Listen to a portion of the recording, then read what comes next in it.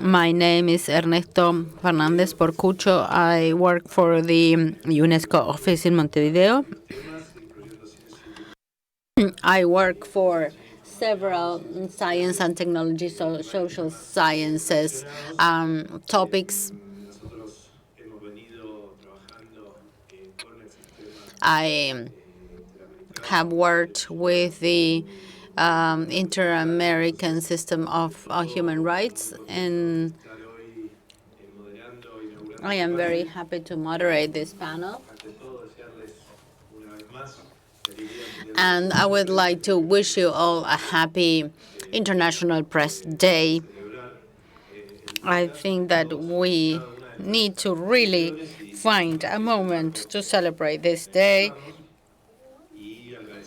and to thank the event co-organizers of the Freedom of Expression program of the University of Colombia. We have representatives from different organizations today and participants and several regional partners of all the collaboration program with different judicial officers, operators. So I would like to especially thank Judge Ricardo Pérez Manrique. He's a friend. We have worked with him in several occasions. We have Pedro Vaca, that is a special rapporteur for the Interamerican Committee of Human Rights, Carolina Botero, Edison Lanza, Eduardo Bertoni. Thank you for your presence here. Thank you for attending. And I would like to remind you that in the last 5 years, we have seen more cases that were presented by the Inter-American Committee of Human Rights, but also through different sources. This increase in the cases has led to decisions by the court in areas that have to do with human rights and the security and safety of journalists as well. From UNESCO and from the UNESCO plan for the safety of journalists, we have already talked about this. We have already talked about our plan that we have together led with the Higher Commissioner for Human Rights, and we have tried to promote the 3 Ps. Remember that in the 2030 agenda, we also have different Ps. We have the Ps of partnerships, the Ps of peace, actually, and we have the P of prosperity. So we see that the Ps are reproducing, and we try to reproduce them, prevent, protect actions against the safety of journalists. I also like to link this to the Sustainable Development Agenda, because that gives us a general global framework of the different topics that we deal with, that they find an area in common. And in UNESCO, we deal with UNESCO, freedom of expression, communication, human rights. We try to put all of these topics together in the 2030 agenda. Our work with the judicial systems at national level and at regional level has led to the mobilization and training of over 23,000 judicial operators in issues such as journalist safety. And together with the Inter-American Court, we have created a constant communication dialogue in terms of journalist security. And this is what has created this multi-stakeholder space that we share now. Similarly, in order to train judicial operators as of 2017, we have developed a toolkit for regional schools. This toolkit that has been implemented for 5 years now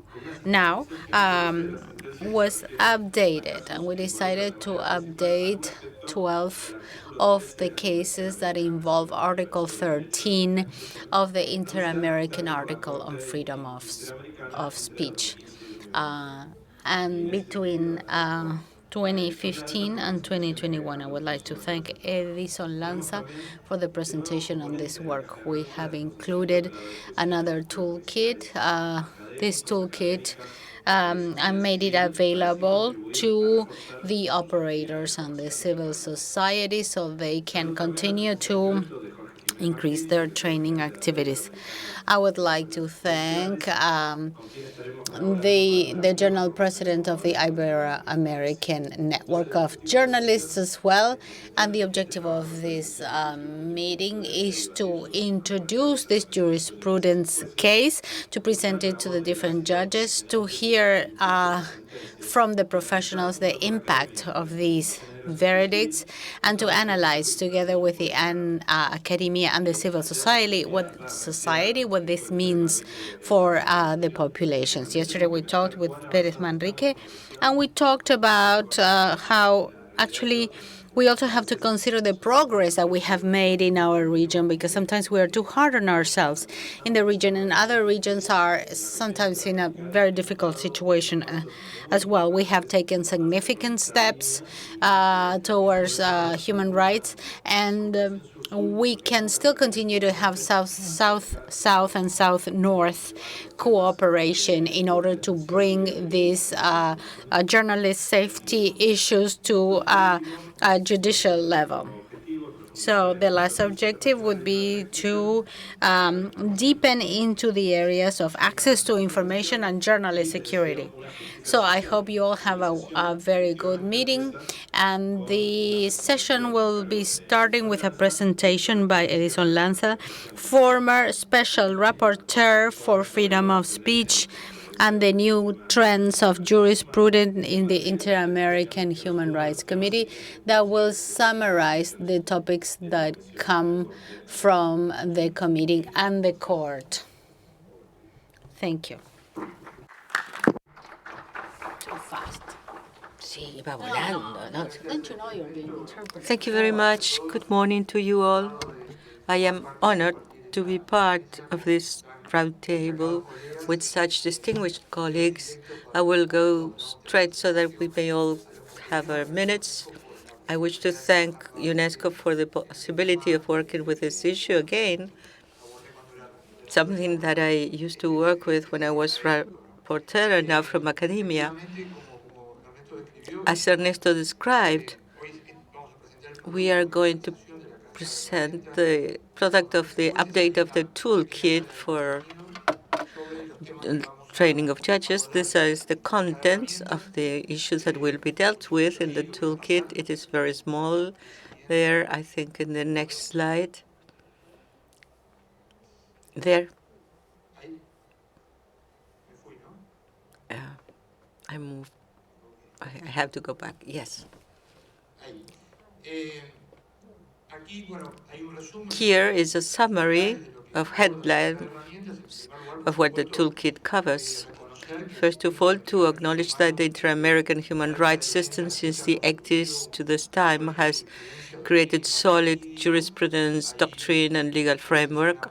There we talk about Consultative Opinion 5-2085, which is central in jurisprudence. And of course, the developments that we'll see in this toolkit would not be possible without that cumulative, very positive accumulation of sentences. These are not all innovations, but it is important to point out the different subjects that have been covered with new decisions and to go deeper into some of those issues. There is an important advance regarding protected speech, of course, in the framework of public interest and public debate, but there are some resolutions that deal with freedom of expression in unions, which had only been dealt with in Consultative Opinion 5. There was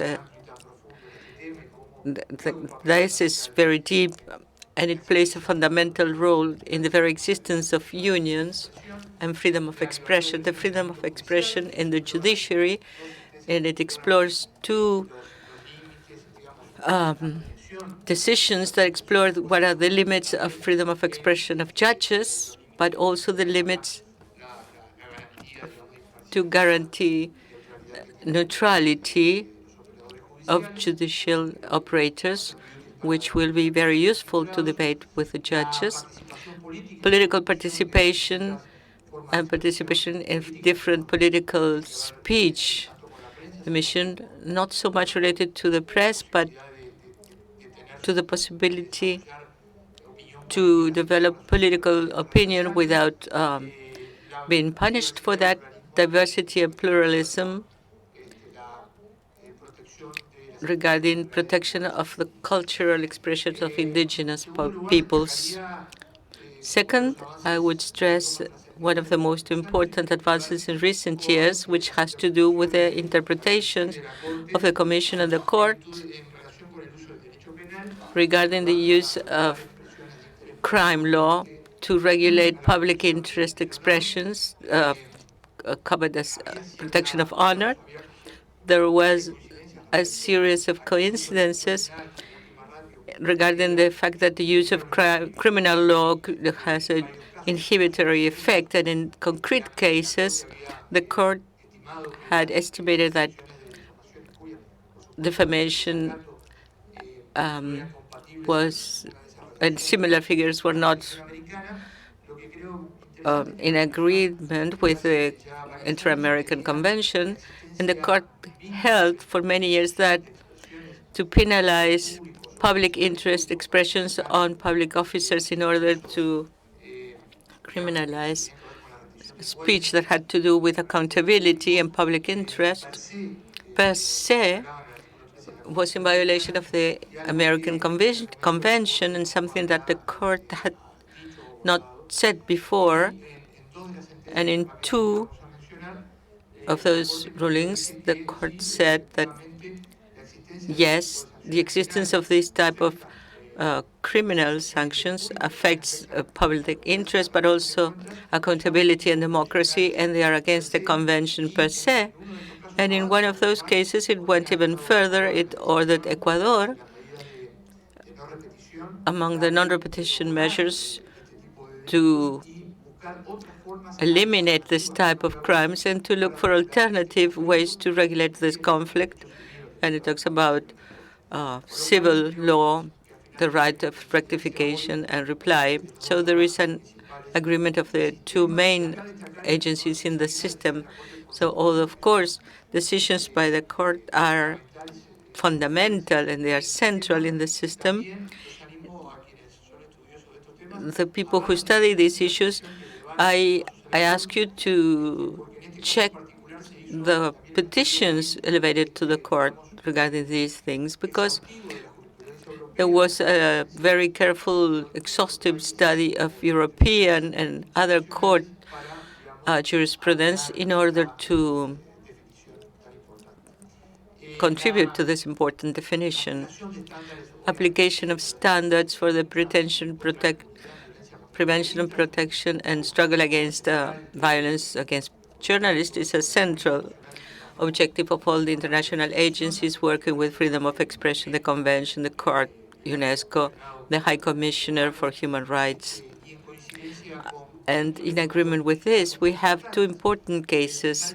First one, a murder of journalist Carvajal, Vitalito Colombia, a local journalist who, after 20 years, was there was impunity, and it is the first time that the Commission and the Court have made a statement about the effects of impunity, the violation derived from the lack of due diligence of the state in this case, and it also mentions the context, such as Colombia in the 90s, that somehow facilitate or foster the murder of journalists, which And in the case of Carvajal, the court defines this as severe violation of human rights, and there is a development of lack of imprescriptibility and other conditions to struggle against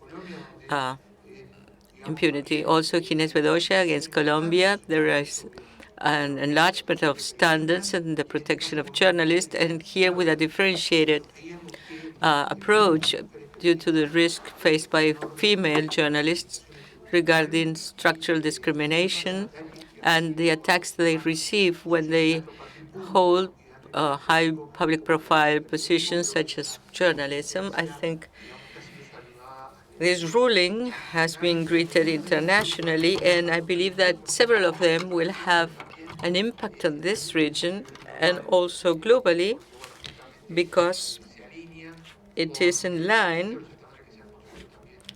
with many standards in the Interamerican and the universal systems. And also to stress the development of standards on diversity and pluralism in the media, which, with what I believe is an extraordinary ruling of the Inter-American Court of Human Rights about the right of indigenous peoples in Guatemala, also in a context of structural discrimination, to community media and to express in their own language and to manage these media, accompanied by a condemnation of the state because of keeping legal and practical obstacles for the access of indigenous people to the media in Guatemala. And a very interesting point that I would like to mention, which is in line with what I just said, the inconventionality of the use of criminal law in the conflict between freedom of expression and defense of honor. Here, the court analyzes the criminal persecution of the exercise of unlicensed broadcasting, and there is a very clear standard, a new standard, and an enlargement, although in some concrete cases the Rapporteur on freedom of expression had analyzed it, but here it is said the use of criminal law to prosecute those who exercise the freedom of expression through the broadcast, even without licenses, is disproportionate and unnecessary in a democratic system. So we have to consider this set of rulings horizontally.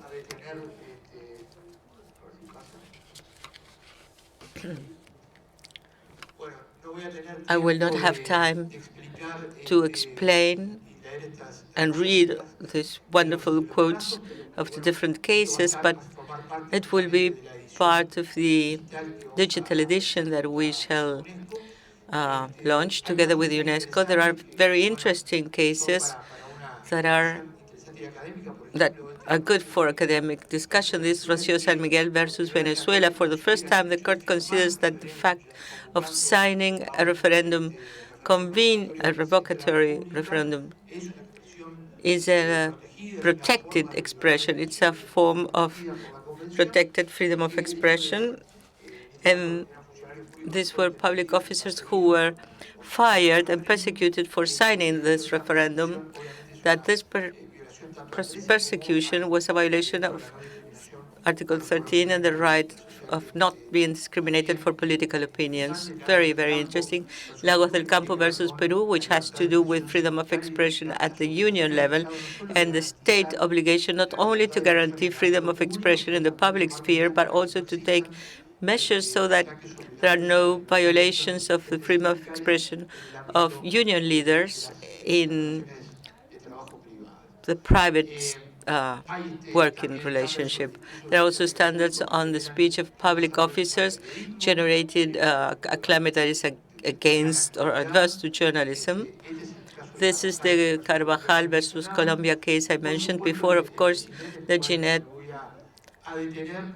which I will dwell, because when we read this ruling, we see that the court brings together all the instruments that the Inter-American system deploys when dealing with the protection of female journalists. It quotes the report on freedom of expression. There is a very careful study of the case here. We quote Catarina Botero, and she says in the context that by silencing female journalists, there is a silence of those stories that are usually only women can tell. And it states that the state has an obligation to set protection measures with a differential approach in order to face the risk faced by female journalists because of gender-based violence. I think it is extraordinary, this ruling. About incompatibility of criminal figures against dissemination in of public good. In Alvarez versus Venezuela, it says that criminal law is not adequate to protect the honor of public officers. This is a very important definition. And in Emilio Palacio versus Urrutia, the court reminds or remembers, here it is, that the convention protects freedom of expression because it is mandatory for the preservation of democracy, and it orders Ecuador to adopt alternative measures to the criminal law to protect the honor of public officers regarding opinions about their behavior in the public sphere.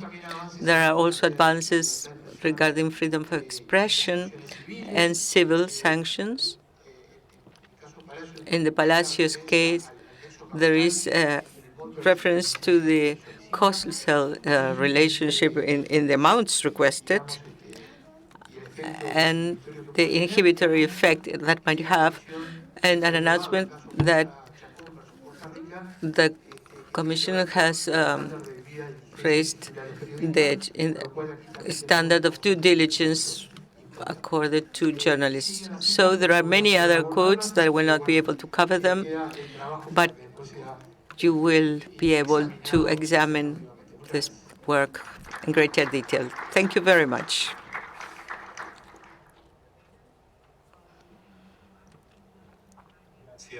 Thank you very much, Edison. Very clear, and one really wants to look at the report in greater detail now. Jorge Jiménez Martín has the floor, Secretary General of the Ibero-American Network of Judicial Schools. He's a judge and director of the Judicial School in Spain since 2018 with a long CV that I cannot read in full because of the time. Good morning to you all, and thank you very much to be very brief.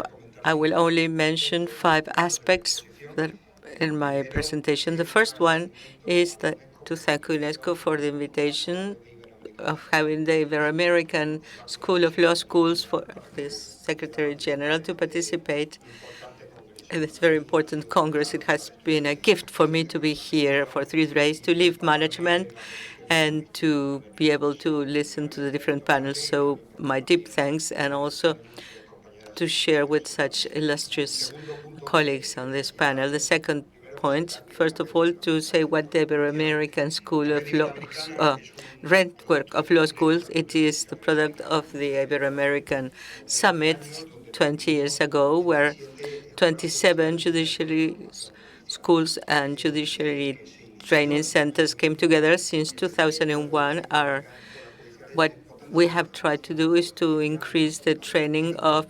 judicial operators and law schools, and to favor independence and the independent selection of judges and their training. It's an important challenge, and as you may all know, it is at greater risk every day. If we analyze countries in our environment, every day there is a greater joke about judiciary independence and to guarantee selection systems according to merit and capacity favoring independence, and there are more problems in demanding an initial training for the judicial work. And mandatory continuous education. Right now, we are talking about digital siege of journalism, and as you will understand and share with me, it is necessary to be educated because most judges,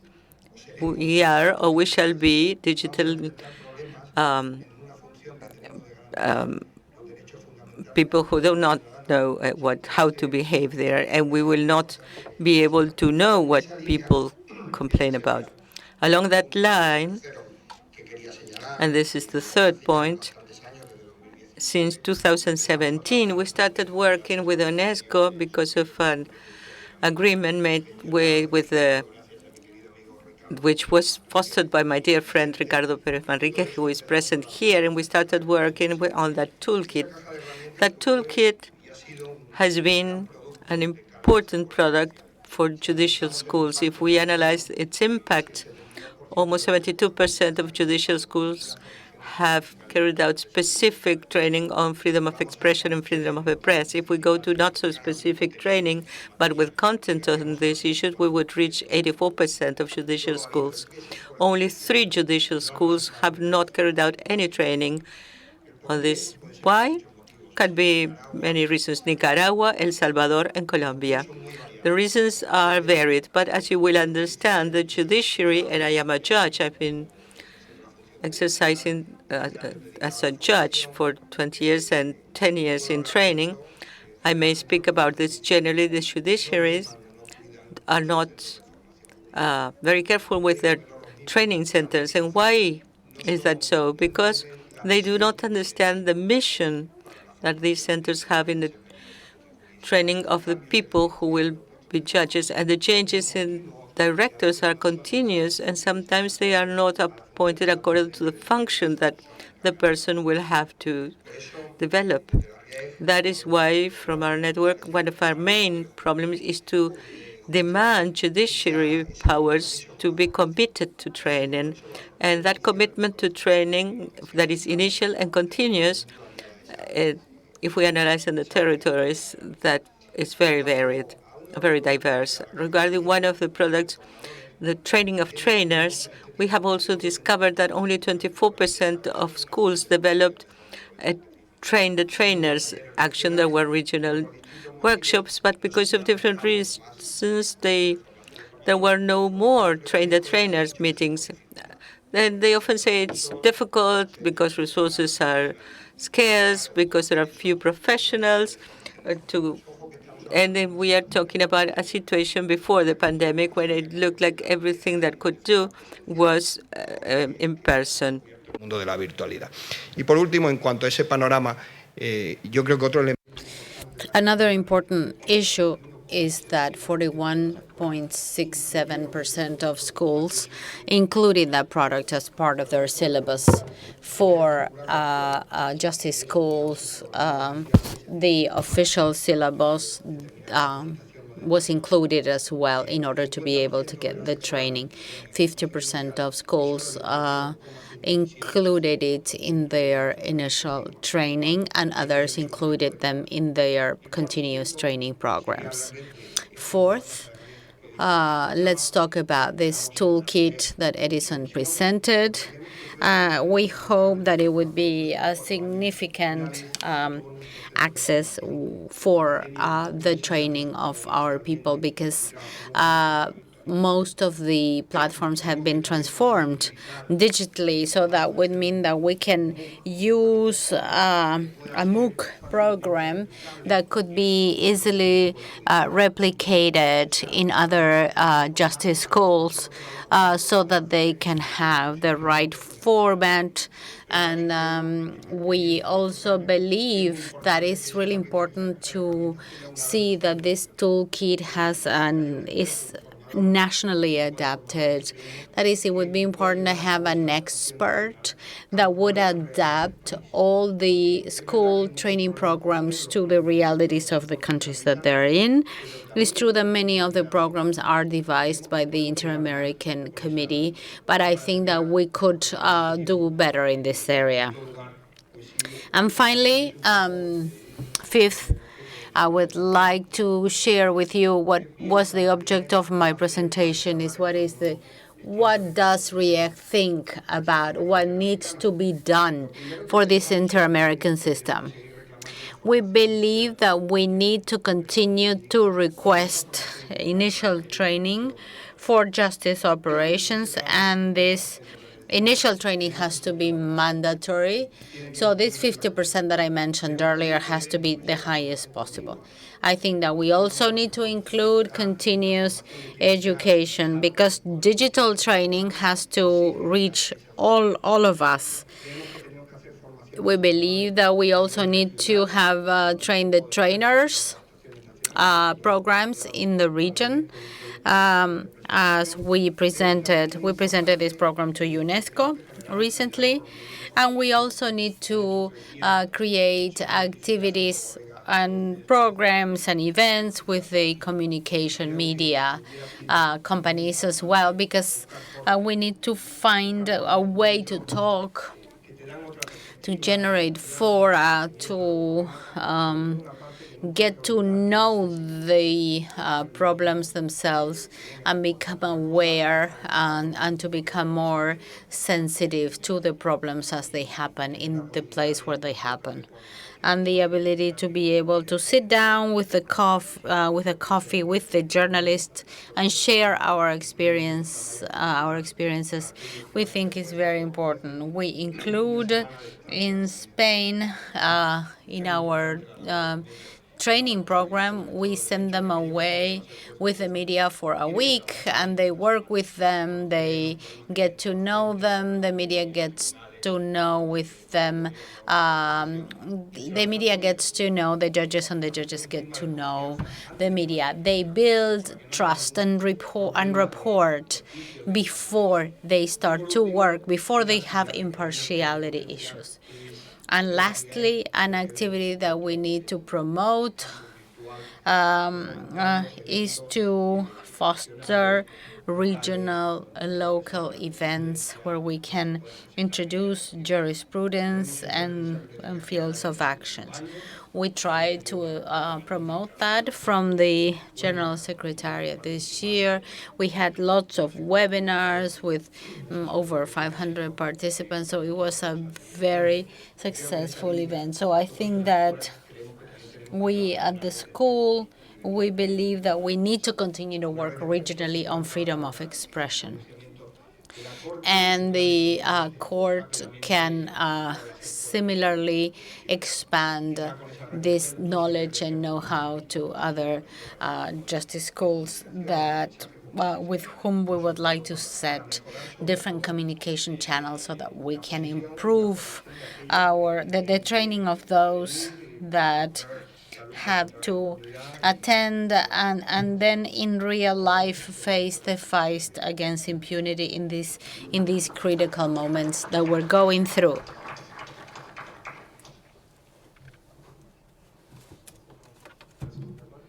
So let's move on to the second part of the panel.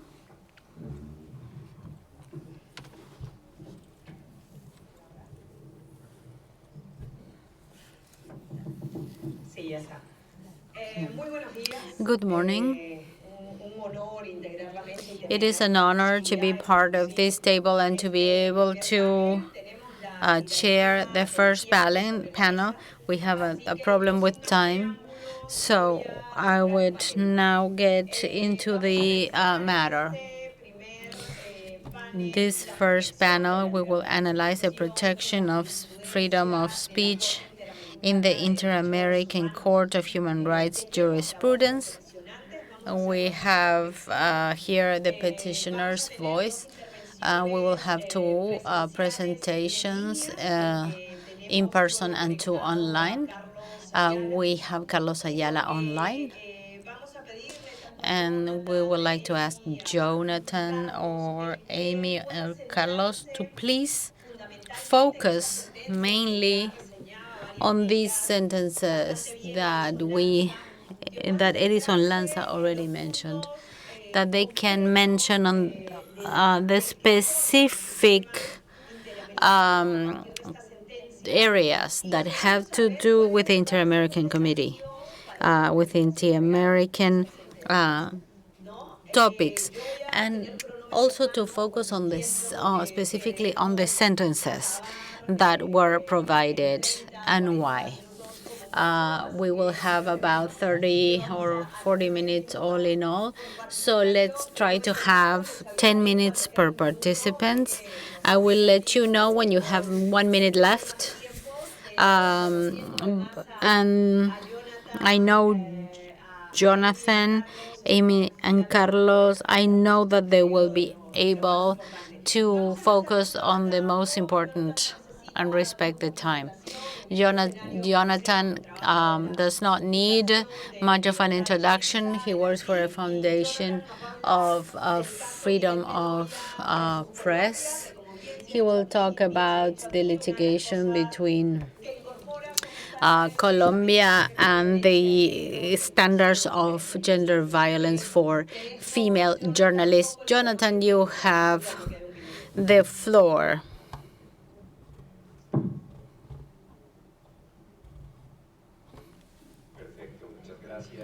Thank you. Thank you, UNESCO, for this space, and especially to most of you that have been also part of this sentence in the case of Edison, Pedro Vaca, and Pérez Manrique. I would like to start by mentioning one of the messages of the sentence, that it somehow states that after 20 years of absence of justice, there is the verdict of torture. And this helps us understand the dimensions of what happened to Jeanette.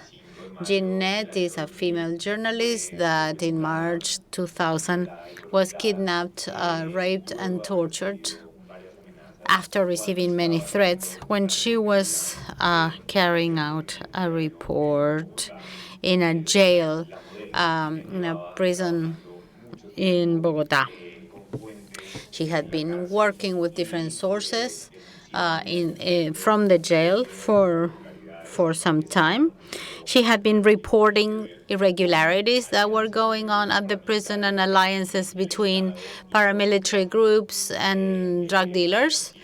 And she was reporting about what was going on in jail. She was kidnapped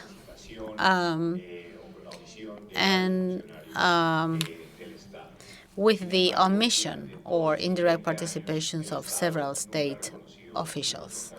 The state never recognized its responsibility in what happened, and this somehow very clearly is shown in the public hearing.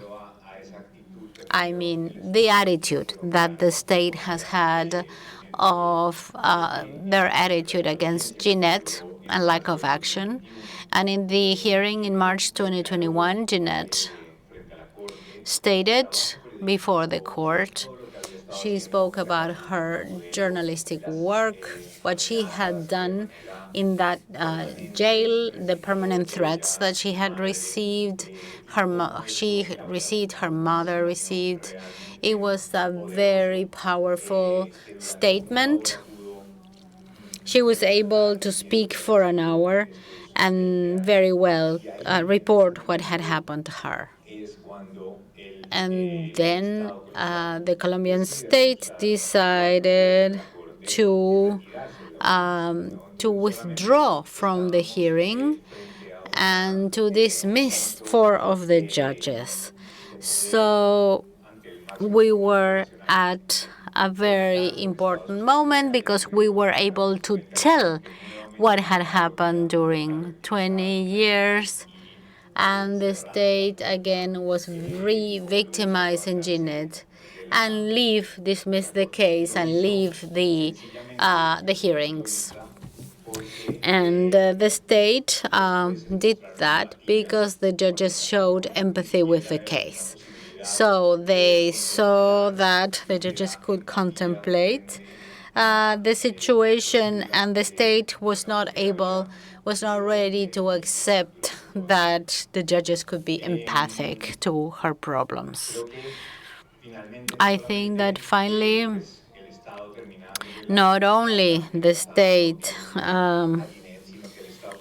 gave its back to the hearings, but it is a fact that the state was not able to recognize this long-dated violence against journalists in Colombia. 162 journalists have been killed in Colombia in the last 40 years, and in many of them, there was the state's responsibility to those killings. So this has been ignored by the state and, of course, not remediated. This violence has been systematic, and it has had strategic objectives for the different state groups. They have tried to silence the realities that have happened during these conflict years in Colombia. I think that this sentence is also telling the Colombian state that they should sit and they should analyze this violence and what it has meant, the impact that the threats and attacks have had against communication media in Colombia. I would like to mention the six aspects that include the responsibility of the Colombian state that the court mentions. The first one is lack of compliance with the duty of prevention. That is because they didn't protect Jeanette. The second is the breaching of the victims' rights, rape, sexual violence, and kidnapping, with participation of state officials. The third would be violations to human rights and access to justice and access to judicial institutions. Fourth would be the persistence of the threats, because we need to say it was not just what happened on May 25th, but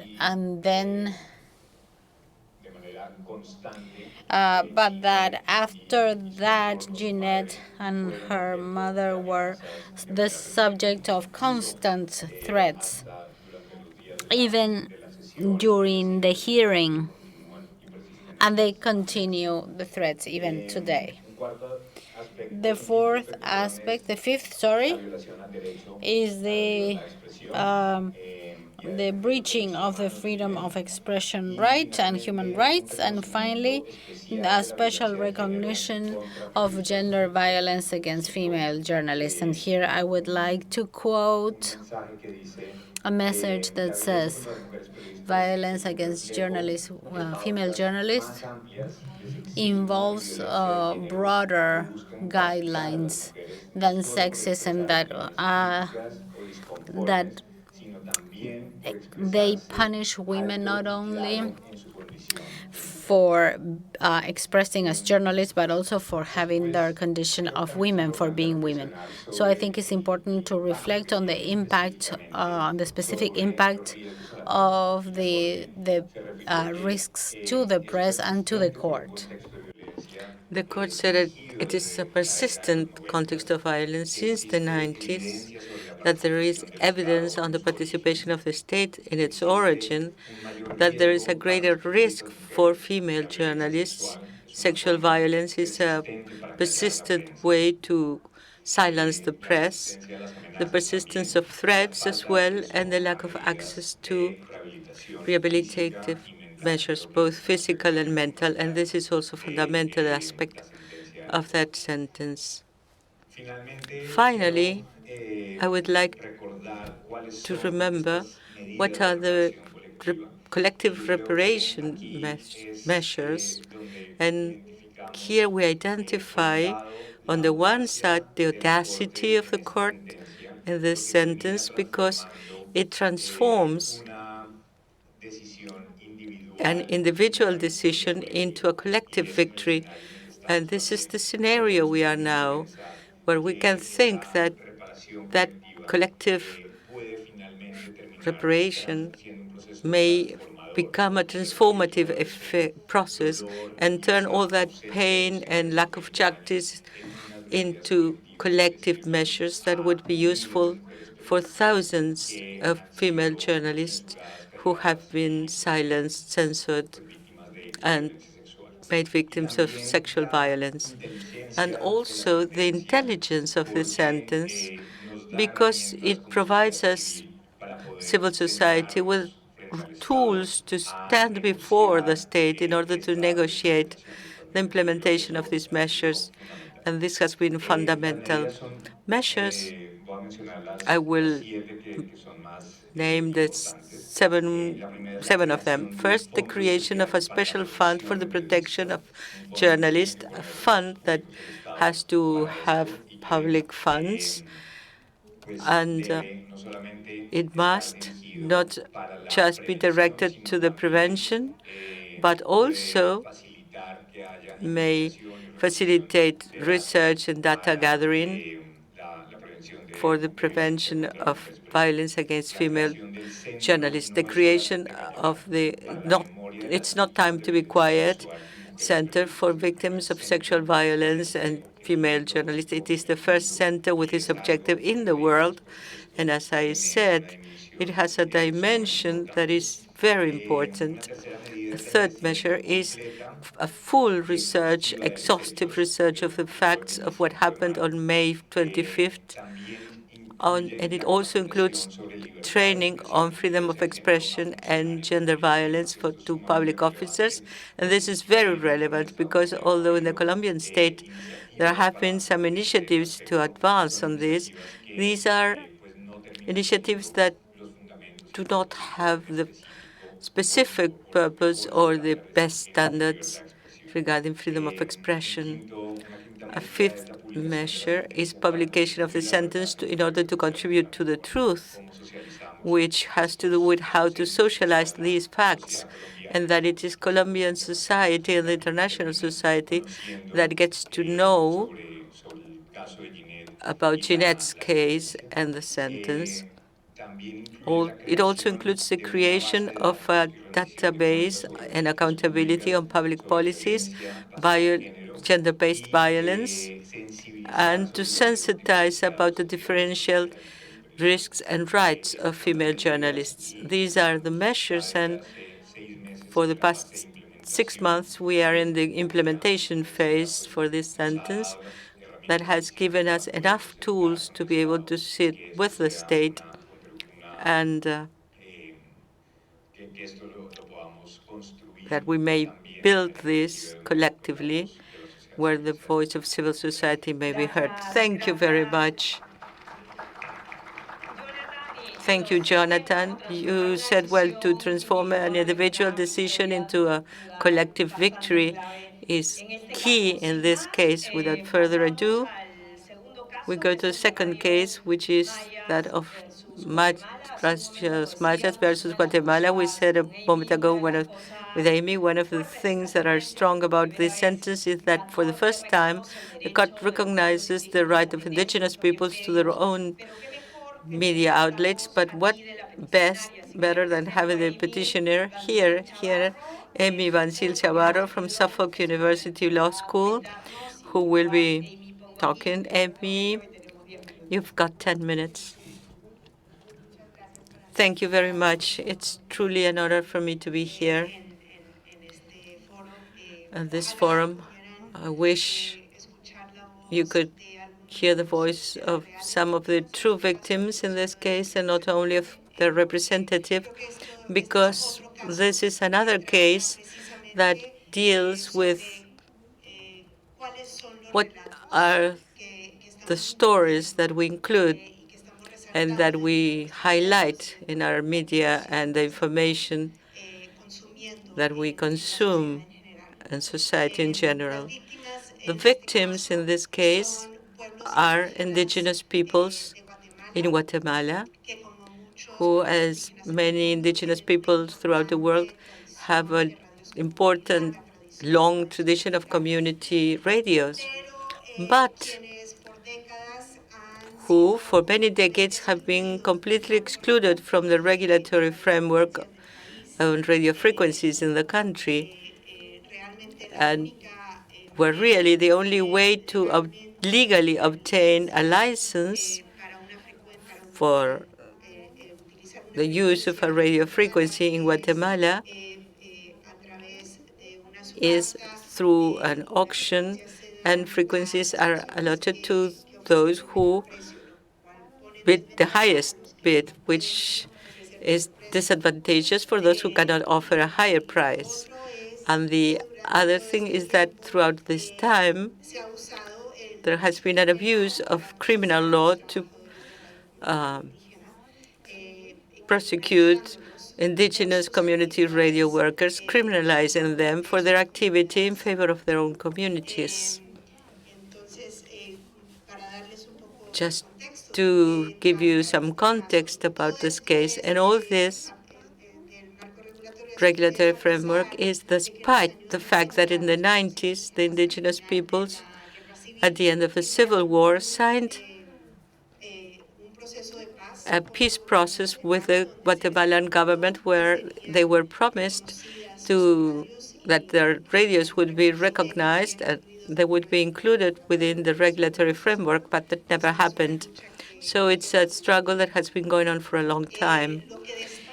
What is important in this case in the Interamerican Court is that it is the first case where there was an acknowledgement of the right of indigenous people to create and use their own media.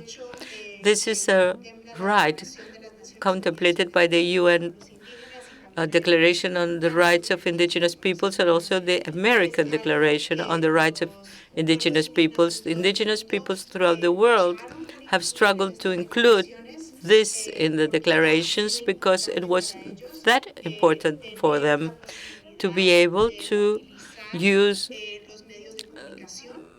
mass media communication for the sake of their own communities, and also to be able to participate in the larger framework of society. In this right of indigenous peoples to their own media, we see a convergence not only of the right to freedom of expression and access to information, particularly information within a relevant cultural framework and in languages that are relevant to the indigenous communities, but also convergence of the freedom of expression and access to information with the right to participate in the cultural life using the medium, in order to take that right to culture further ahead, and also the right of equality before the law, not only to be included as participants in society in general, but also to receive measures from the state that contradict their long history of exclusion and discrimination that they have suffered. In this case, we see the potential of the media to be used as they have been historically used as a tool to promote exclusion and discrimination against certain groups, to distort their realities, and to tell their stories, from a perspective that is not theirs, or the potential, which is what we are struggling for, to strengthen indigenous cultures and their languages and identity, and also to increase the plurality of ideas in society in general, to strengthen democracy.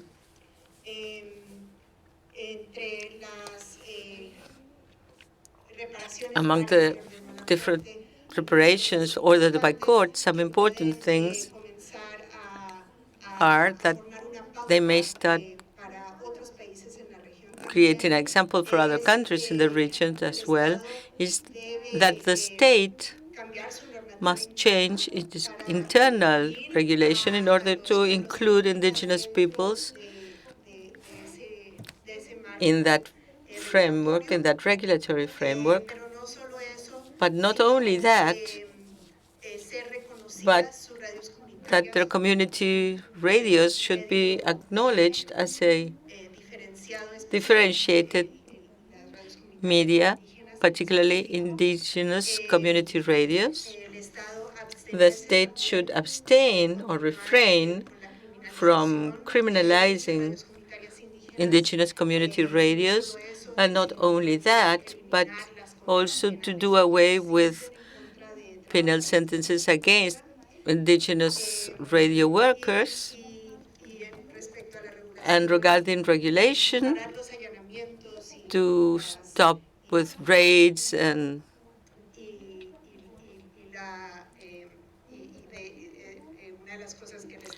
one of the things that the states were doing was to take away all their equipment and criminalizing workers. So to stop that, and that regulation should include a simple, free process so that people who up to now had no access to the media could have better access to them, and specifically focused on indigenous peoples.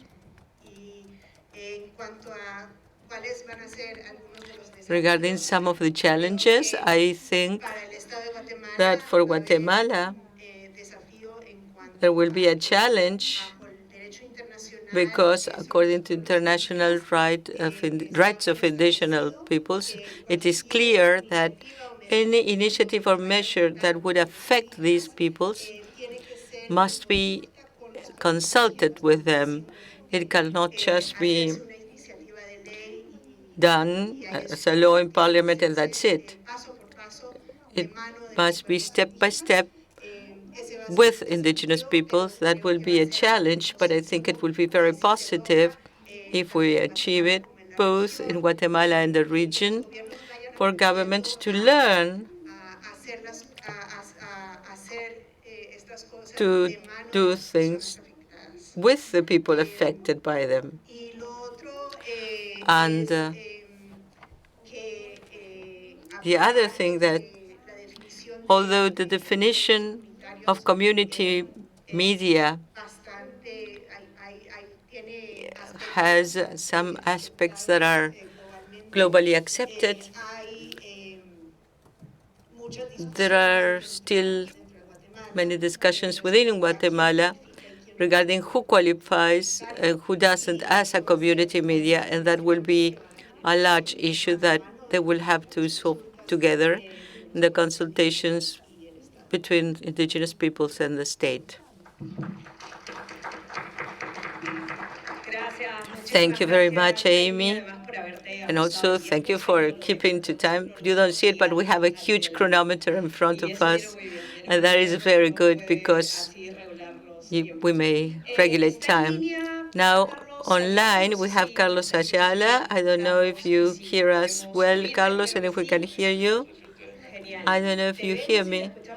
We see you and hear you. He is Vice President and member of the International Commission of Jurists, and we'll go straight, Carlos, to the Palacios versus Ecuador case. We have 10 minutes. I'll let you know when we have only one left. Thank you very much, and greetings. I'm sorry I cannot be with you in person, but it collided with the calendar with other commitment.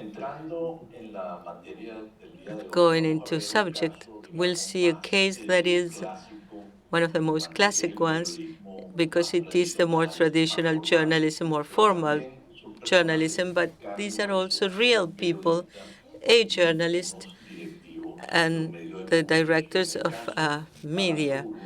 The Palacio Rutia and others against Ecuador will be briefly commented regarding its sentence of November 24th last year. In the first place, it is very important because it is a type of case that is being presented and occurs with quite often in regimes that we could call them authoritarian populisms. This is what has been happening in Venezuela. This is happening now in Nicaragua. That is that the journalists and the free press have been subject of persecution. Sometimes, in fact, other times with sophisticated means. They do not shut down the media like dictatorships usually do, but criminalizing, using a series of tools and weapons from the state against free press.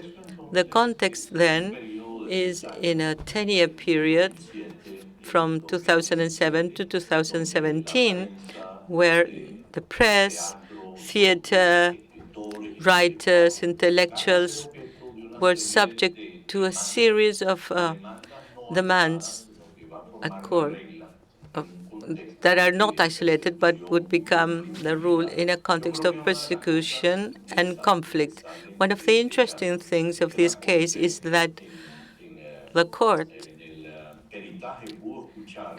when listening to experts, heard Toby Mendel, and it quotes him, what is called SLAP, strategic demands against citizen participation, and that is when a series of court demands are directed in order to hinder.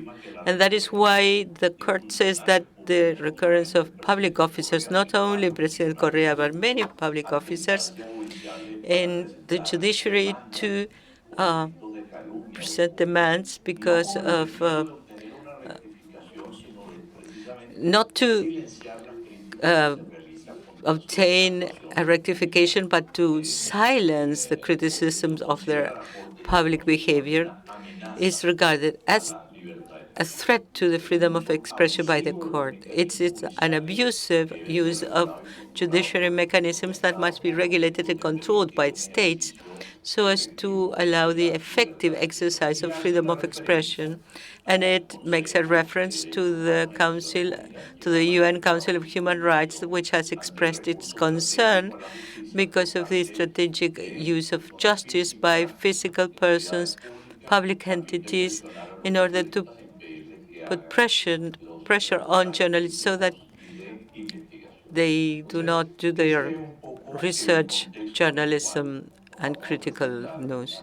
In this context, a piece of news appeared by a journalist and editor of El Universo in Ecuador who, because of a certain event, some protests in police headquarters, the president going to one of these headquarters and to a hospital, he was detained or retained by the police. A political crisis was created. The government identified that as an intent to alter institutionality, and there is a debate on what was it really and how did the president behave. But it was public interest, of course, with different interpretations and reactions. And in that context, the article by Emilio Palacio is an opinion article. It is called No to Lies, where basically he says that because of those facts or events, there should those who participated should be punished. The president comes as a private, personal action by the President of the Republic, but because of libels against authority, and there is an undue process that the court identifies different violations to due process, lack of impartiality, lack of defense. And after identifying all the violations to due process, which is not just anything, to confront a president who sues you in person with his team and who assault people who are not in accordance with the president's line. But it finally condemns Emilio Palacio and the directors and owners of this media with criminal law because of severe libels against authority. And this sentence is a criminal one because it condemns them to prison for 3 years, but also fines of $30 million on the one side, plus $10 million to the Universo Journal as a juridical entity, and the payment of all things. The state, during the process, acknowledges partially its responsibility, but the court identifies there are some things to clarify. And because of the recognition of partial responsibility and what was litigated in the process, there is a first statement of the court on the violation of the right to freedom of expression. But I heard what Edison said at the very beginning, the influence of the fact of the impossibility of states to use criminal law as a possible response to protect the honor of some officers, some officials. This is really very important, and we already mentioned it. And I think, and then we also have the issue of compensation that was not proportional, that could have an inhibiting effect to the fact of prosecuting and condemning or punishing people that were exercising their freedom of expression. So the conclusion was that freedom of expressions was breached and then the next aspect would be to see how Emilio Palacios had to also state in cases of official statements about freedom of expression, abuse, and violence. There was not a formal legal restriction, but it was a criminal process against Emilio Palacios that put him in a fragile situation because he was stigmatized and his life project as a journalist was affected. He was never hired again. As a journalist, he could never work again. He had to emigrate to the United States. So it's interesting to see how this development line of this case happened and how his right to work was affected as well. So even though President Correa then forgave the punishment and the criminal action to be taken after punishment, he still had civil and criminal responsibility stated in his records, administrative and legal. And then there were some measurements that were taken in terms of alternatives to the criminal process that took place that clearly affected his career. So this brings us back to the training that we're talking about at the very beginning, how the training of public officials in this matter becomes relevant, and then compensation as well. This sentence is still to be finished. There were changes in the government of that country, and there was partial recognition from the previous government, and the present government is carrying out the different measures to be taken at criminal and at administrative level. That means that we have moved forward in some areas of freedom of expression, but in this we also have legal problems in democracies and in other countries, in other political regimes. Thank you. Thank you, Carlos. I think that in a region where the use of criminal law to prosecute journalists and to quiet criticism is one of the issues that we have to deal with. We have to move on. We have to generate standards and jurisprudence in this sense, and this is essential. So I know we can continue to talk about the reach of these sentences for hours. I have to close now. We will continue to have opportunity to talk about this in the hallways. I would like to thank everyone. I would like to thank the hosts and all of you, and I will give the floor now to Pedro Baca, that is the rapporteur.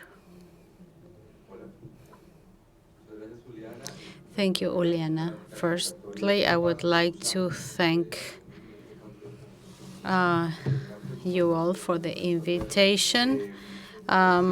This second panel discussion will speak of freedom of expression within the Interamerican jurisdiction system, the progress made, the drawbacks found, and continuities found. There are some changes that show that the right to freedom of expression has taken too long to be protected.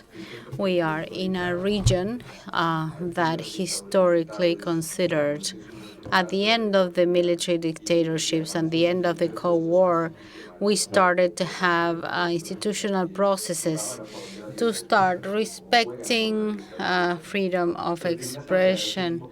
But it had a drawback, is that we still have the legal and cultural legacy of the authoritarian systems.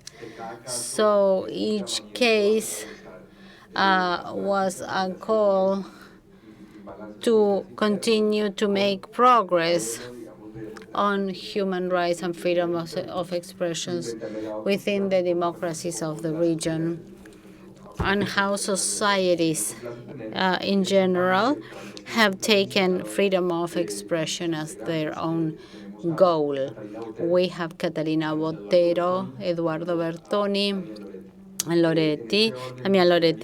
I would like to all of you, I would like to confirm that if Catalina Botero is connected online.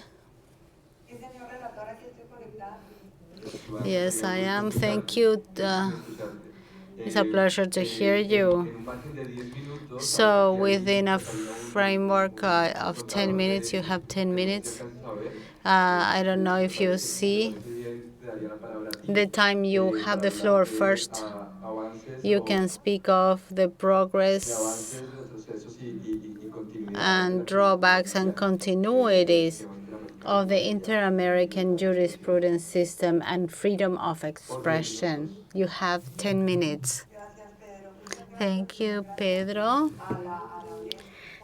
I would like to thank Unesco. I would like to greet my panel partners. I would love to be there because I appreciate you a lot, and because I think that this UNESCO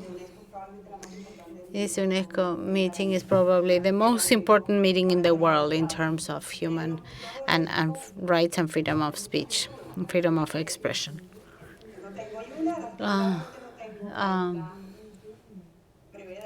I know that I have to be brief, and I don't have the skill of being brief. So I would like you to tell me, please, when my time is almost over. So I will tell you when there are 3 minutes left. I will try to be brief. Many things have been said in this seminar that I have followed very closely. So basically, I would like to mention and probably repeat some of the topics that have already been mentioned regarding the progress and the drawbacks and continuities. Firstly, I would like to say that I think that the Inter-American human rights protection system is undoubtedly the most advanced of the regional systems. And this happens because in Europe, where they have a similar or more progressive system, they have used the protection system probably in the wrong way. I believe that the appreciation margin system is more or less okay, can be very well used, but I think that in Europe they have given too much importance to appreciation, and that sometimes has led to confirming some of the verdicts that have not considered the situation as a whole. I think that the Inter-American Court has made a lot more progress than the African Court, for example. But clearly, the African Inter-American Court uses, for example, concepts that are explained in the wrong way. For example, the concept of public interests. The Inter-American Court does not consider it as an issue of public interest, and then they uses the protection system, and then there are the case of two journalists that were punished and that were prosecuted because of this. So, as we mentioned before, the Inter-American Court has a very good jurisprudence. But what are the news in this respect? On one hand, we have the issue of Tulio Álvarez Ramos and Palacios. The Memoli case is not considered. They leave very clearly that the Quime case is related to these two cases, but the application of criminal law to sanction those that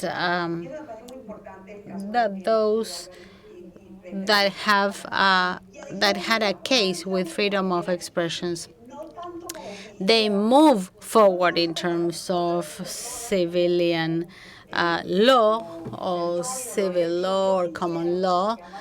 They don't move probably as much forward as Loretti and I would like to, but I think that they still say important things or mention important things. This is firstly in terms of criminal law and the strategic use of justice to silence criticism. I think that those two cases come back to the Kimmel case through a different end, and they support this important topic. Then the second item has to do with the freedom of speech of public officials.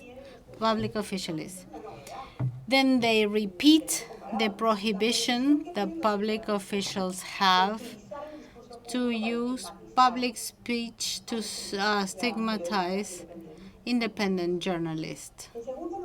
Secondly, and here I'm speaking of the the progress of the jurisprudence regarding some subjects. And secondly, they mention judges, and judges cannot use their speech to stigmatize journalists, but they have a level of protection that probably the executive branch officials don't have.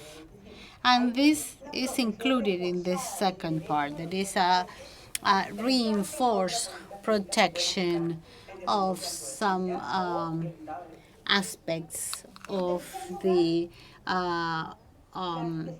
justice court officials and of the state officials. In the case, for example, in Lagos del Campo, we need to mention the special protection in other areas. In the case of his case, and in the case of the indigenous populations, this has to do with diversity and pluralism. That is an edge that was included in the Inter-American Court. And finally, the reinforced protection of women. In Jeanette's case, I think that is clearly a global example case.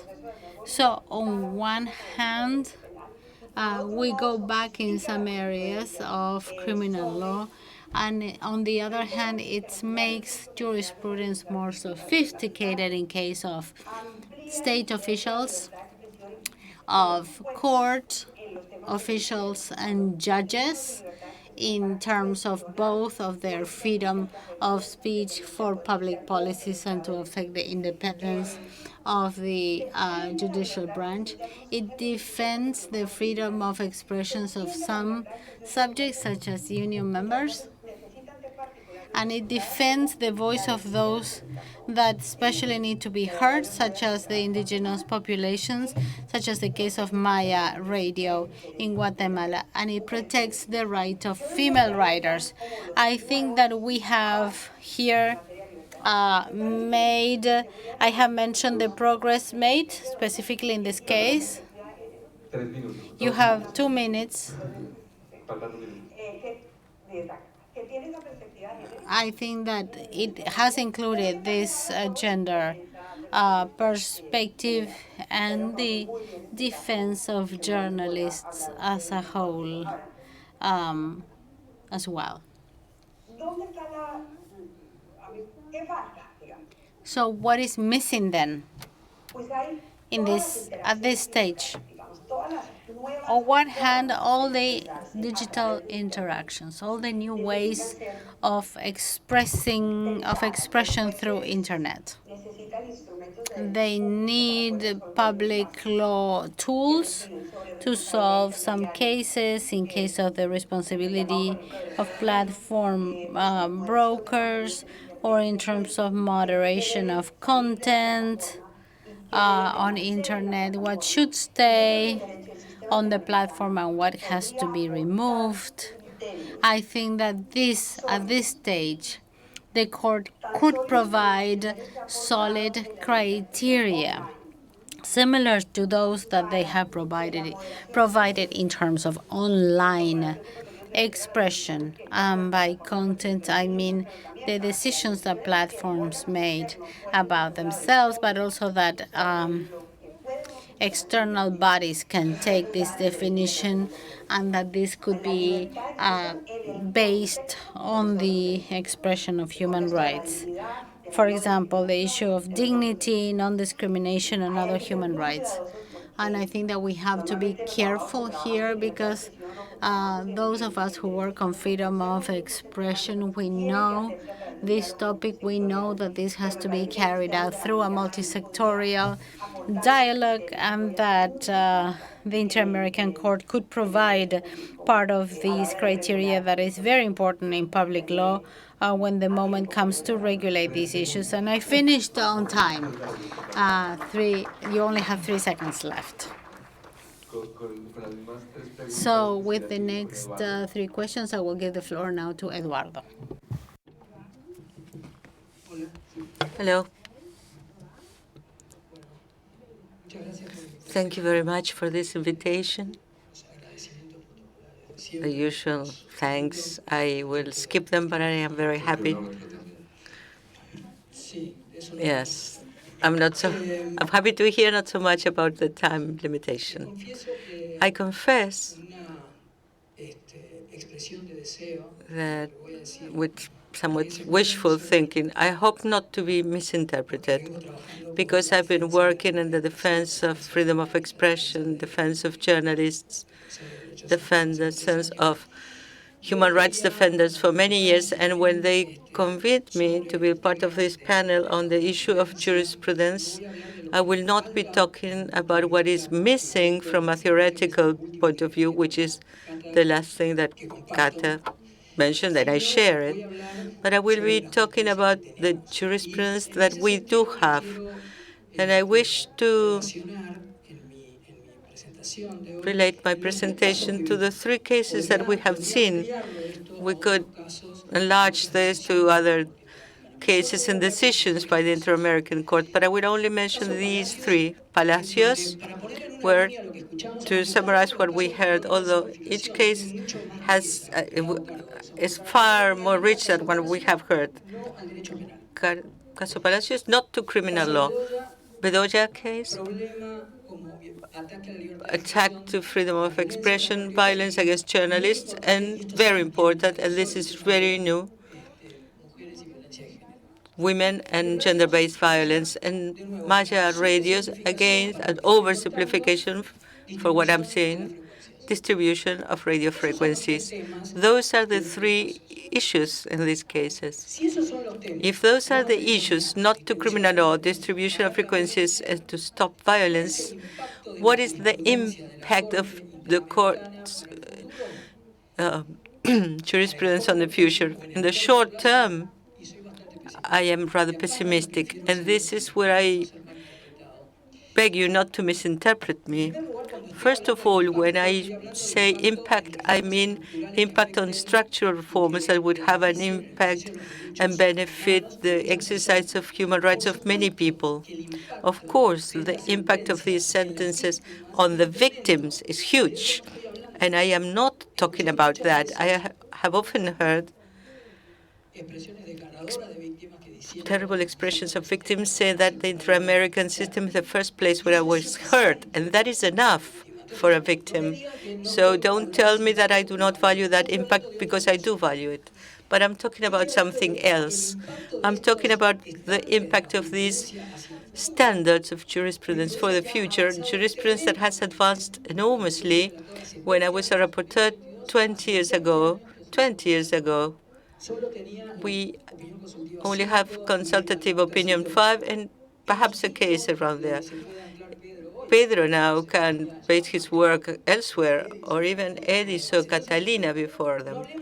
So let's not talk about the advance of jurisprudence, and I agree with Catalina how important jurisprudence is, the court sentences and their comparison in international law.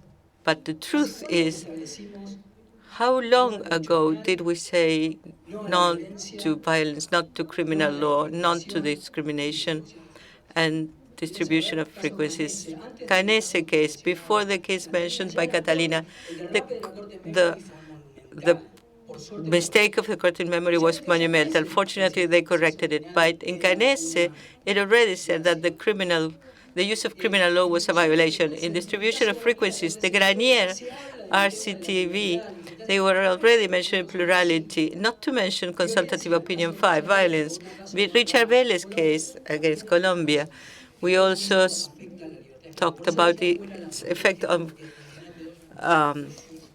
freedom of expression. That's why it left us at the Ginette Bedoya case, because that was new, indeed. But what happened to those other three issues in the region? Somebody may say, yes, here and there might have been some advances. But in general terms, yes, of course, we had changed the libel cases in Argentina, and Correa had a case against Palacios, and we went back to the same problem, violence against journalists. What is the real impact of that jurisprudence in benefiting at large scale the exercise of freedom of expression? And that is where I say that the impact, it's too little for me. Perhaps it's my own view. Perhaps it's my own desire to see more, and my belief that we have to go for more, and that the court jurisprudence must make us go for more. The court's work, particularly in recent years, has been impressive on this subject that I know in depth. When the court started supervising sentences, for instance, which was a new thing, it was to really corner the states. They say, well, what are you doing about this sentence? Look at supervision of sentences to see how much the states comply. The work of the court, and particularly Unesco in training judges and promoting international standards, is monumental. It's very important, but I want to see changes. I want to go for more. And I'm not talking about the rapporteur's work, because I also think it's very important. just the problem of community and indigenous radios in Guatemala, not to mention my own report, but Santiago Canton's report. What was the date? 2001. 2001, Guatemala was told that they had to change their legislation. From 2001 to this day, how many people did not hear their own language? How many people had their equipment sequestered? How many people went to jail? So if I talk about impact, I want to double efforts for that type of work, because it is the work that will allow us to have structural changes, not just to decrease the need of victims to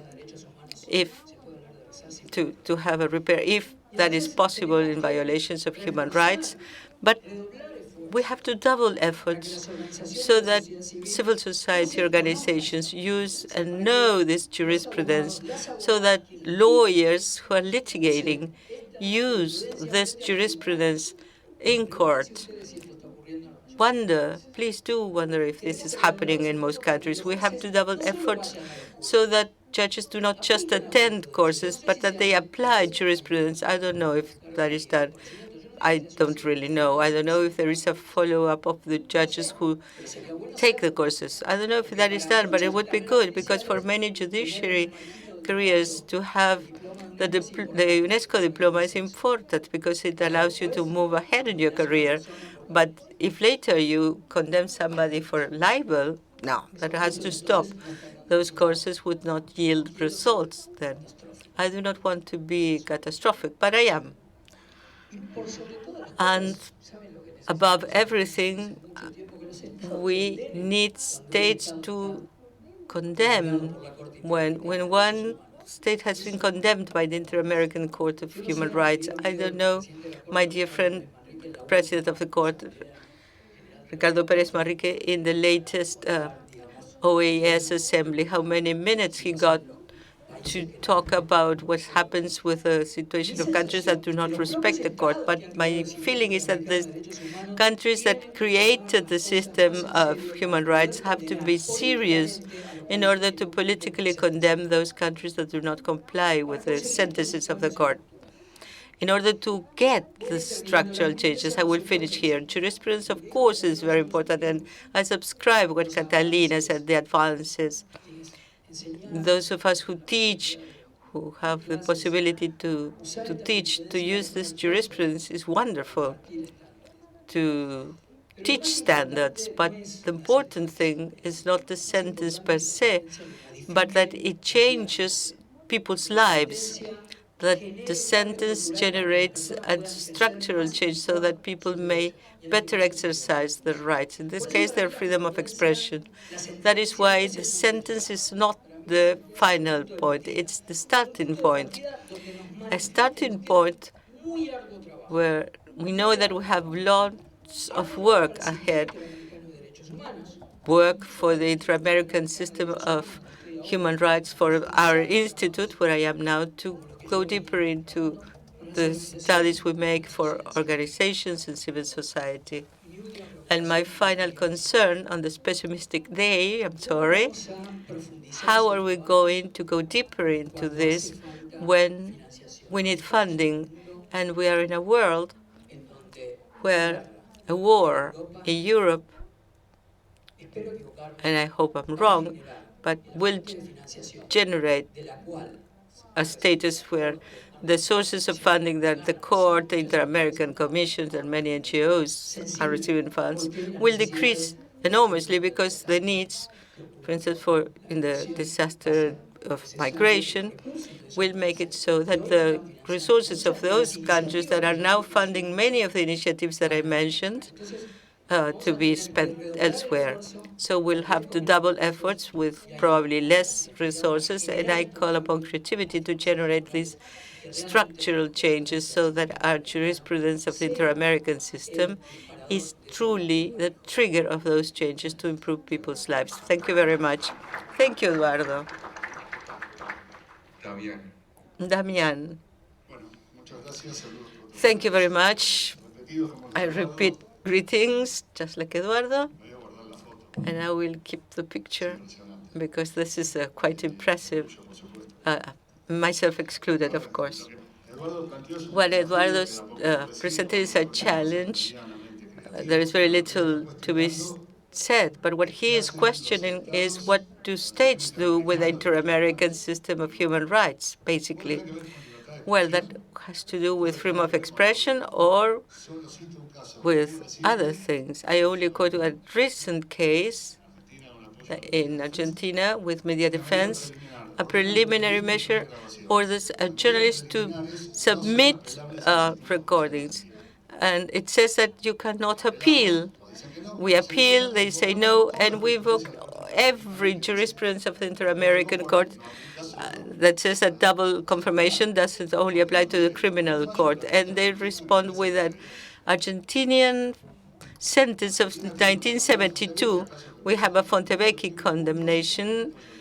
He litigated it in audience. I was the supervision case. The Argentinian court decided not to apply the famous phrase not to use because it was against Argentinian law. There is a structural problem. So I will be a bit more optimistic regarding freedom of expression. I have several hats: litigation, teaching, incidents. Lagos del Campo and Consultative Opinion 27 that has not been named before stresses not only freedom of expression of union leaders, but of unions and workers. There is a growth there. I have a problem. Lagos del Campo was not a union leader. He was representative of workers in an industrial society. I think that's what they call the Peru. He was a bit less than a union leader, but he has freedom of expression and freedom of association, and firing him as the only solution. But there was a clear expansion of rights.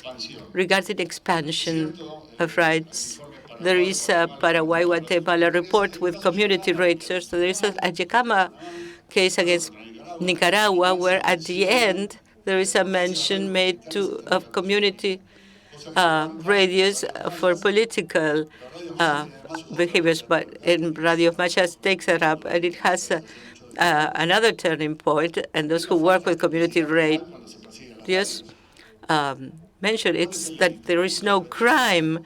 What is the crime? Stealing frequencies. Well, welcome to the world where it is not good.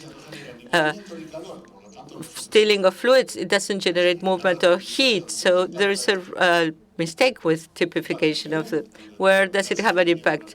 In Peru, where the penal code says that it is stealing through the use of frequencies. In Chile, they used the Rapporteur's report in a case of incompatibility of Article 36B of the telecommunications law approximately a year ago. There is an expansion there. There is also an expansion regarding what states must apply regarding control on conventions that are strong. I only provided 2 examples regarding the frequency quotes. And the rapporteur said that in 2007, but the states used to say, well, it's a statement. They say the same about the statement of principles. Well, in Interamerican public order, community media have a protection quota. Expansion in Palacios. Living without effect. It was clarified what it means. I quote a case again, a sentence in Argentina from the same court that had produced Fontevecchi that was declared incompatible by the Inter-American Court. It quoted itself and the court in a case declared incompatible, published in the official bulletin. Living without effect means, no, we will not condemn. No, the problem is that it has to disappear from to be quoted as a precedent. Palacios solved that. What doesn't it solve, which is what Catalina and Eduardo were mentioning? I have a problem with wording of some things such as strict proportionality in civil indemnization. Even with strict proportionality, there might be chilling effects. And the issue of limits of responsibility, which the European Court has was solved. Miroslavsky, Filipovic, a journalist, of condemnation of more than 6 times his salary is inhibitory. So I think we still need a turning point there. Lagos del Campo,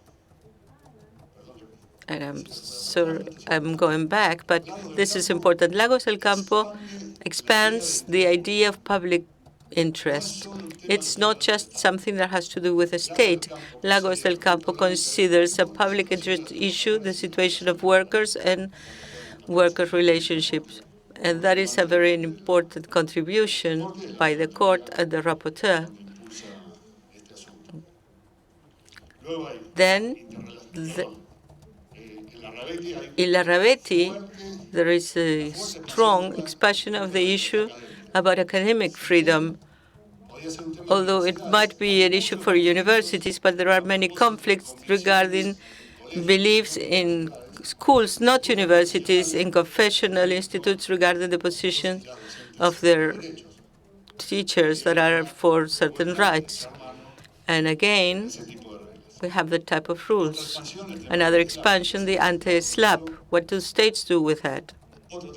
Another pending issue, general damage legislation for the definition of indemnizations are not compatible in most cases with the articles of Article 13, the imperious social need, which may collide with the principle of comprehensive repair. Couple further questions. Something that we have not touched upon, but it was discussed in Fontevecchia, but the court has not made a resolution. It's a parallel effect of anti-SLAPP, or SLAPP, really, which is the obligations to foresee the possible condemnation in civil suits. That places journalists and media below the economic balance line, and it cuts every possibility, not only of credit. Since Canese, the criminal court has inhibitory effects, but the civil lawsuit also means a chilling effect, not for people who do not submit balances but are still afraid of condemnation, but mainly for the employers. A detail regarding depenalization. I like to teach that the Interamerican Court has a progression from questioning the sentence in Herrera Ochoa to questioning the use of process in Canese to the laws in Kimmel to Álvarez Ramos and Palacios. Now that is clear. I believe there is a progression that the court has considered in Palacios in a couple of considerations that I believe is relevant. Talking about depenalization, there is a piece of data there that I want to be honest about. When we, for example, defend a municipal official in a province because they can't find a local lawyer, we mention this specifically because it's really important to move towards depenalization, because it's, for example, important to see what happens to moral damages in this case, because the lack of possibility of defending themselves for some officials or anybody in the interior of the countries. Many times there is no possibility that an official from a municipal office in the interior of the country will never face a magistrate. So it is really essential in terms of social justice to be able to offer local defense mechanisms, so they cannot even find lawyers, and the media helps them speak publicly, but there needs to be the right media, right? We are especially concerned about Article 13, but we're also concerned about Article 15, 17, 23, 24. I don't have more time to say what I wanted to say, so I really thank you for your attention. I would like to thank Antonia and all of you for this wonderful panel, and I will give the floor to my colleague, Edison Lanza.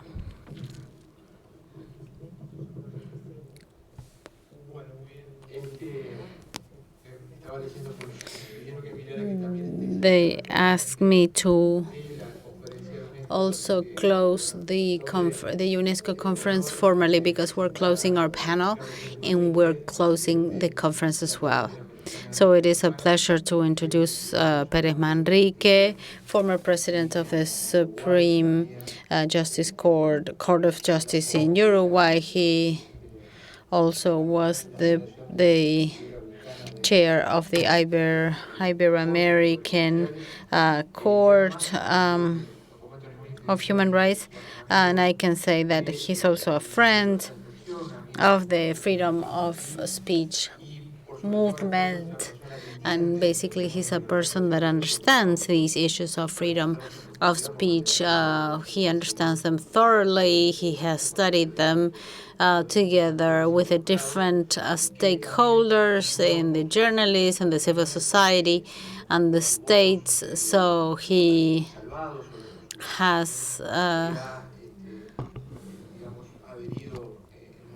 subscribed to the sentences that we have mentioned, and also an opinion leader within the Interamerican Court of Human Rights. So, Pérez Manrique, it's a pleasure to have you here with us today to close our panel and to close the UNESCO conference this morning. Good morning, everyone. I would like to thank UNESCO for this panel. This panel is the answer to something that we have mentioned in Observa.com and with Gustavo Gomez, and the fact that the Interamerican Court had to dictate sentence in 2021 in an issue of freedom of speech. I think it justified and opened the door for a broader discussion where we could assess the sentences that have been dictated and also to indicate and show the challenges ahead.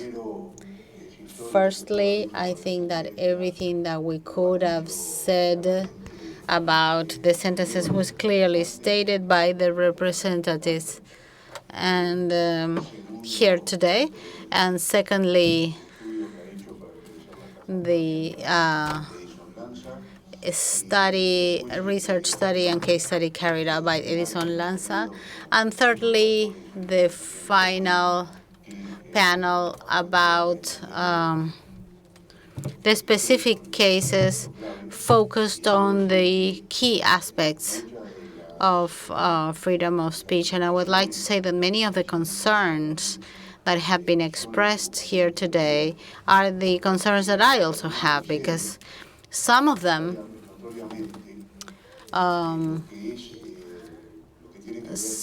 have to do with freedom of speech and also with how the Interamerican system actually works. This is something that I will speak about later in what has to do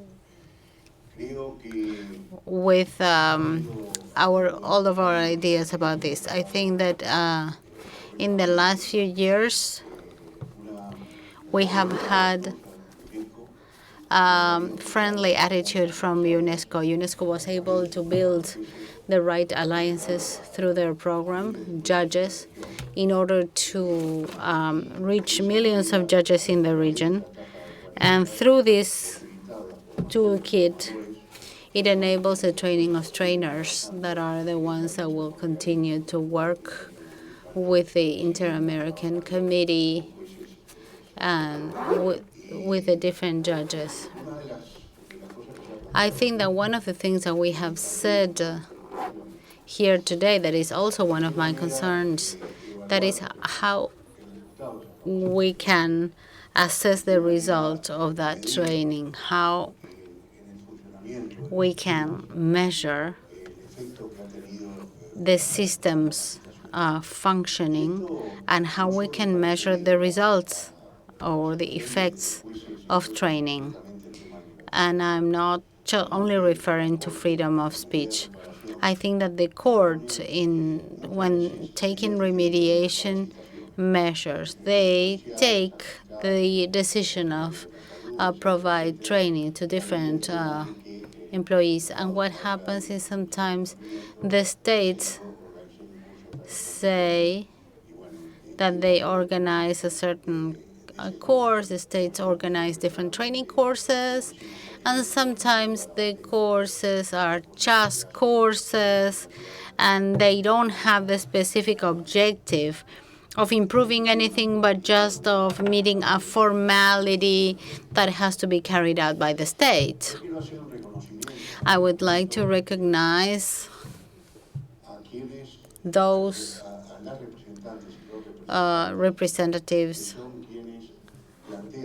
that are the ones that have posed the cases before the Interamerican Committee. Because it's true that the rapporteurs have an important role when choosing the cases. But those who introduce the cases before the courts are lawyers. And the lawyers, those lawyers that are representing the victims, and especially because we have here representatives of the victims. On Monday, 25th, I was speaking in a congress in Argentina. It was a congress commemorating the 10 years of the Interamerican Public Defense Department. I was highlighting the importance of defense attorneys because those are the ones that lay the challenges so that the judges can define.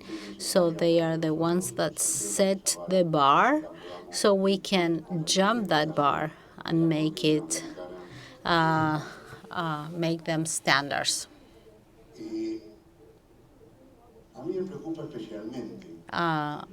Also, I am concerned about everything that has to do with the supervision of the compliance of the sentences, not only about freedom of speech, but about human rights in general. I think that we have restructured the supervision of sentence compliance in the court. We are trying to have more presence in the territory. The court inspected some provisional measures for immigrants' case in Panama, and we are promoting consensus in the judges of the court to continue this process. And there are two things that concern me. One is who responds before the victims in a state that has a complex structure for the compliance of the multiple remediation measures that are indicated by the court that sometimes include the executive, the legislative branch. Who surveys the situation? Who controls that these remediation measures are actually complied with? I think that we must create the right instance so that somebody is the visible face of the state to make these decisions actually be executed, and somebody should concentrate this the duty of compliance. And the second topic that really concerns me is what I call the train crash that happens when you have a sentence of the court that is against a local sentence being issued by the local authorities. So compared law tells us that in Germany, in Spain, for example, they have introduced a revision resource that is to the local legislation that enables the possibility of revising the verdicts. And this, I think, should encourage the different countries to do the same, because it's important to avoid this conflict, because this conflict leads to a dead end. That is, if you have a judicial state authority reviews a previous sentence based on the support provided by the Interamerican Court of Human Rights. I think that there's a special concern here regarding what I call the 15 minutes of fame of the Interamerican Court. That is when we have the hearing and the court issues the sentence. At that moment, the sentence is communicated, comments start in the social media everywhere, and then there is a gray area that is not visualized as much. That is a supervision of the compliance of the sentence. That is the moment when the sentence should be known, because it should show what effect is causing on the issue and on the society. And I am concerned about that. And I would like to mention what are the various opportunities of participations that there are in situations like that. So still the supervision of the compliance of the sentence is valid, and the court's regulation says that the moment to supervise the sentence is a moment in which the court can resort to other sources or to other data in order to grant the compliance with a verdict. So everything that the court does in terms of reviewing the compliance with the verdict are decisions that have to do specifically with the process of compliance, because the compliance standards are those demanded to be complied with by the court. They have to be informed, they have to be made public. In terms of the pessimism that we have expressed here, we have Article 65 of the Interamerican Committee.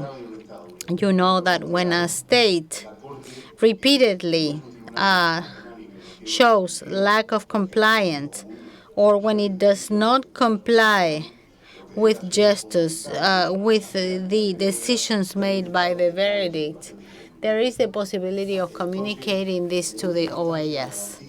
So ultimately, the application of the verdicts and of the punishments by the courts goes in favor of the democratic guarantees of the societies. This is important because I think that the victims, when the court decides to communicate lack of compliance, should generate instances so that the rest of the states take on their responsibilities with their Interamerican protection system. I must say that I share some of the concerns that we have said. I think that we need to focus mainly in the issue of the supervision of compliance. We have expressed the need to have regulation to set standards in terms of internet. And I think that we need to be careful in terms of when we pose consultative opinions to the courts, so they have to be consolidated grounds to provide, to consult standards. The issue of internet, that is being discussed. We still have a long way to go. But I think that it's important to consider that this is something that sooner or later will reach the system and that we will have to deal with eventually. About the future impact of our issue, I think that after the sentence has been issued, probably there will be no results or consequences. I think that the sentence itself, the configuration and design of the sentence already means a step forward. Yesterday we had a debate with the president of the African Court and a new judge of the European Court of Human Rights. And I felt that besides the fact that we spoke different languages, there was a huge difference of languages in our conceptions. I would like to close these words by saying that for the court, the issue of freedom of speech is very important.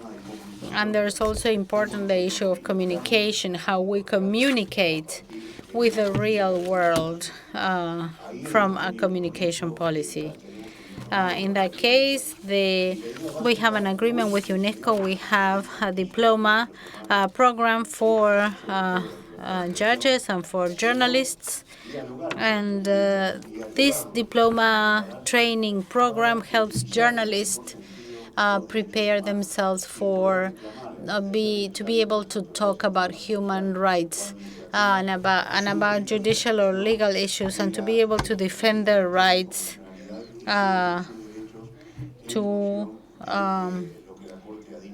considering what the court has said when they set the standards. We offer this diploma course for journalists. We also have paid internships in the court. We have set up a Red Dialoga, that is a network that provides information of the court information to journalists. And in these 2 years, we are planning to pay visits to the territories to promote dialogues with journalists in issues such as freedom of expression in all the continent. I would like to tell you that the court is now under a process of open justice. It is it's a concept of closeness to people. And in San Jose de Costa Rica, wherever the president is or wherever the judges are, will be the opportunity to talk, to promote dialogues, because our doors are open to reinforce our commitment to human rights of men and women in the continent.